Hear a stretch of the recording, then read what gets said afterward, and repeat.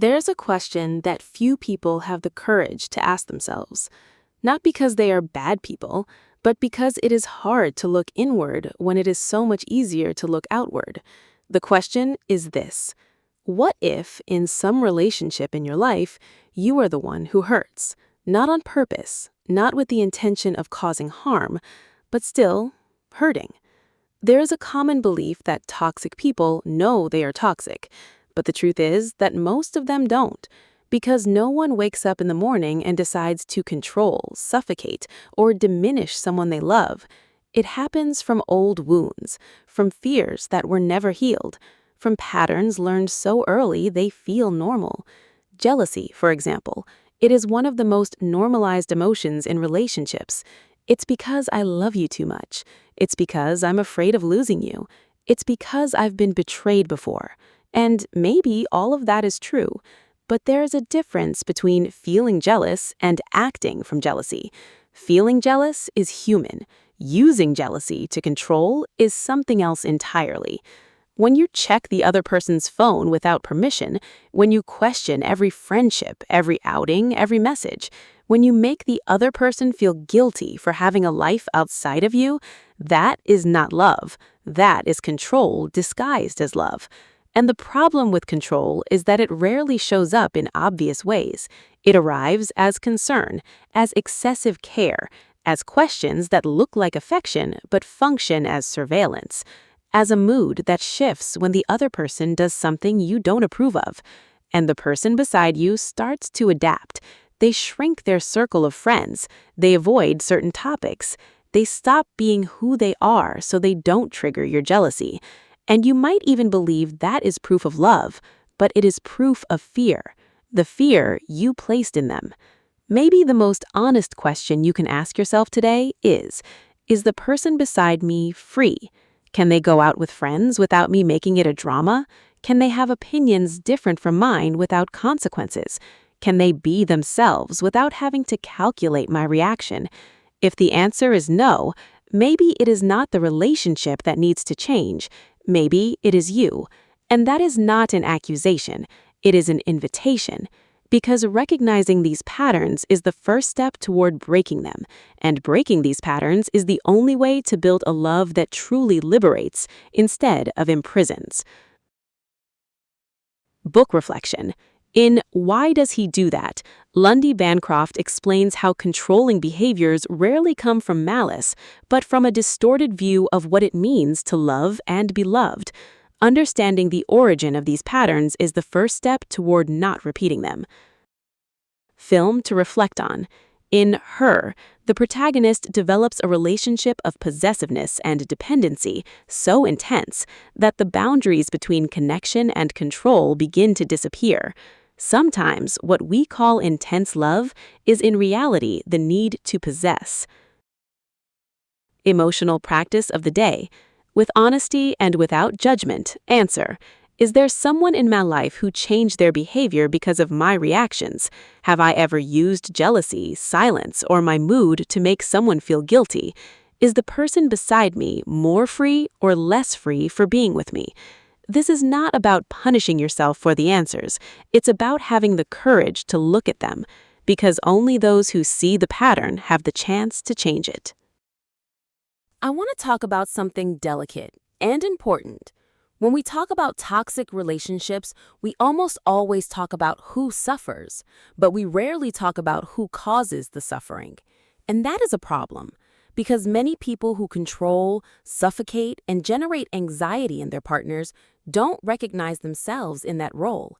They see themselves as victims of their own insecurity, and in part, they are.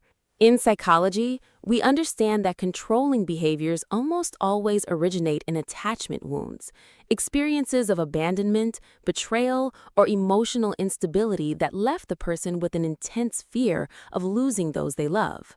The problem is that this fear, when left unaddressed, transforms into behaviors that do exactly what the person fears most.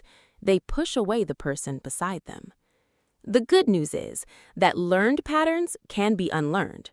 With self-awareness, with therapy, with the honest willingness to ask, what is my behavior doing to the person I love? Recognizing that you may be the problem in a relationship is not weakness. It is the most difficult and most transformative act of courage there is. Tell us in the comments, have you ever recognized yourself in a controlling behavior, and what did you do about it? Share this with someone who has the courage to look at themselves honestly. Subscribe to Ties That Hurt for more reflections on relationships, self-esteem, identity, and emotional healing.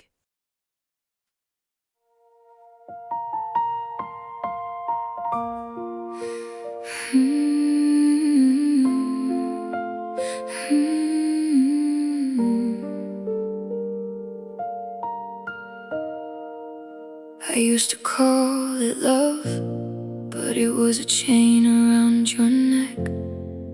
I controlled your every step, thinking that way I'd make you only mine. I kept an eye on your phone, pick fights over nothing.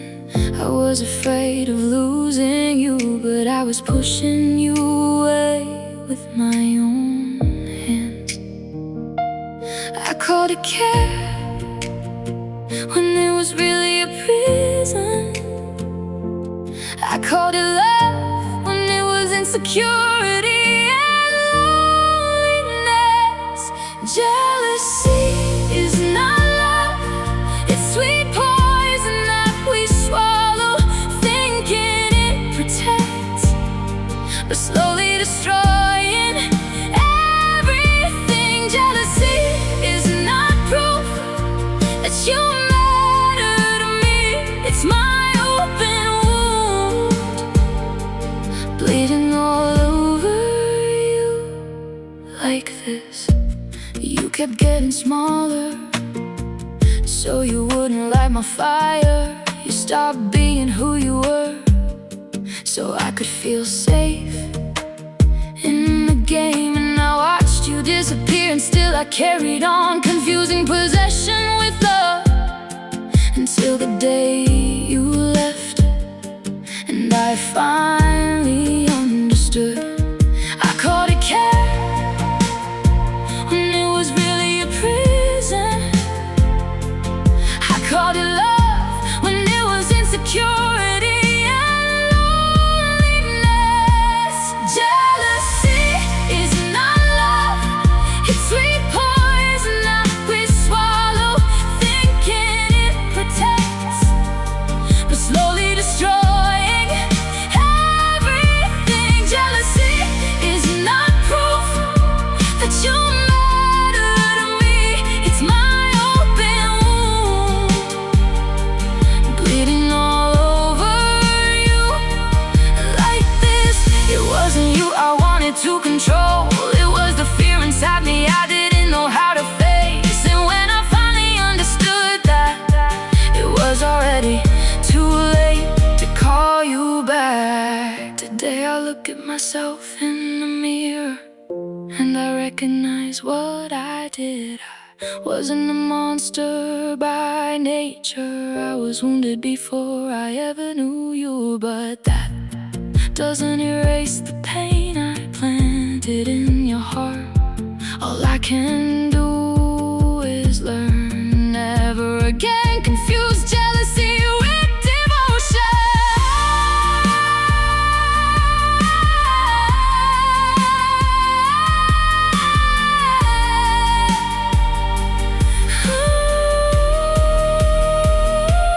Jealousy is not love, it's sweet poison that we swallow, thinking it protects, but slowly destroying everything. Jealousy is not proof that you matter to me.